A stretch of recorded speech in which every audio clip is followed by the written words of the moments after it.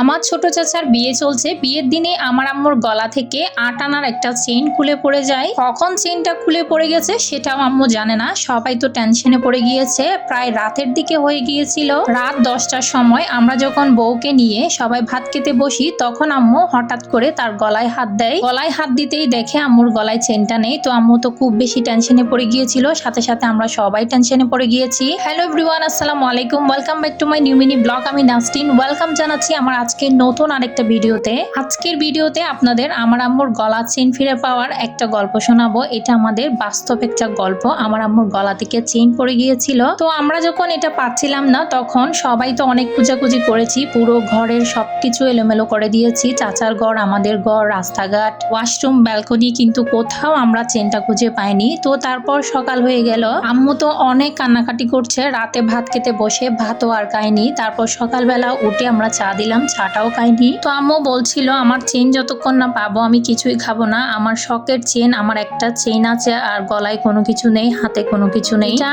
আমার অনেক বড় একটা সম্বল, আমার এই সম্বলটা ছাড়া কিছুই নেই। আমি এটা না পেলে কোনোভাবেই কোনো কিছু খাবো না। তো আম্মুর যেই কথা সেই কাজ। সেই দিনও আমরা আম্মুকে কিছু খাওয়াতে পারিনি। তার পরের দিন চলে আসলো। আম্মু প্রত্যেক দিন যেখানে যাচ্ছে শুধু খুঁজেই বেড়াচ্ছে, কিন্তু এই চেনের হদিশ কোথাও পায়নি। তারপর দ্বিতীয় দিন আম্মু চলে গেল একটা মাজারে। আমাদের বাসার পাশে একটা মাজার ছিল, তো ওই মাজারের ভক্ত ছিল আমার আম্মু খুব। ওই মাজারে যা চাই তাই পাওয়া যেত। তো আম্মু ওই মাজারে গিয়ে কিছু টাকা দিয়ে এসেছিল। টাকা দেওয়ার পর সেখানে মানত করেছিল যাতে ওই চেনটা খুঁজে পায়। তারপর আম্মু চলে আসে। এভাবে যেতে যেতে প্রায় 9 দিন কেটে গেল। 9 দিন পরও কিন্তু এই চেনের কোনো হদিশ আমরা পাইনি। তারপর তো আম্মুর আস্তে আস্তে এই চেন পাওয়ার আশাটা কমে আসছিল, মানে আর কোনো পথই যেন দেখছিল না এই চেন ফিরে পাওয়ার। তারপর মনকে বুঝ দিচ্ছিল এটা হয়তো কোনোদিন পাওয়া যাবে না। তো 13তম দিনের দিন আমার ছোট ভাই হঠাৎ করে রাস্তায় খেলা করছিল। রাস্তায় খেলা করতে করতে সে রাস্তার মধ্যে একটা চেইন পায়। চেইনটা একদম স্বর্ণের মতো ছিল। ও দৌড়াই সেটা নিয়ে এসেছে। দৌড়ে নিয়ে এসে আমার আম্মুর হাতে দিয়ে বলে, আম্মু দেখো তো এই চেইনটা তোমার চেইনটার মতো কিনা। ও বলতেছে আমি একটা সিটি গোল্ডের চেইন পেয়েছি। তো আম্মু বলছে দে তো দেখি এটা কিরকম। তো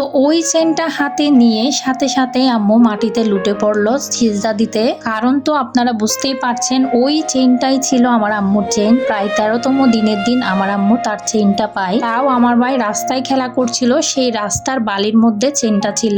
আমরা সবাই খুশিতে আত্মহারা হয়ে গেলাম এই চেইনটা দেখে। চেইনটা সত্যি আমার আম্মুর ছিল। তো স্বর্ণটা পেয়ে আম্মু তাড়াতাড়ি দৌড়ে ওই মাজারে চলে গেল। কারণ আম্মু এমন মানত করেছিল যে ওই চেইনটা পাওয়ার সাথে সাথেই আম্মু মাজারে ছুটে যাবে। আম্মু তার মানতটা পূরণ করার জন্য দৌড়ে ওই চেইনটা নিয়ে মাজারে চলে গেল।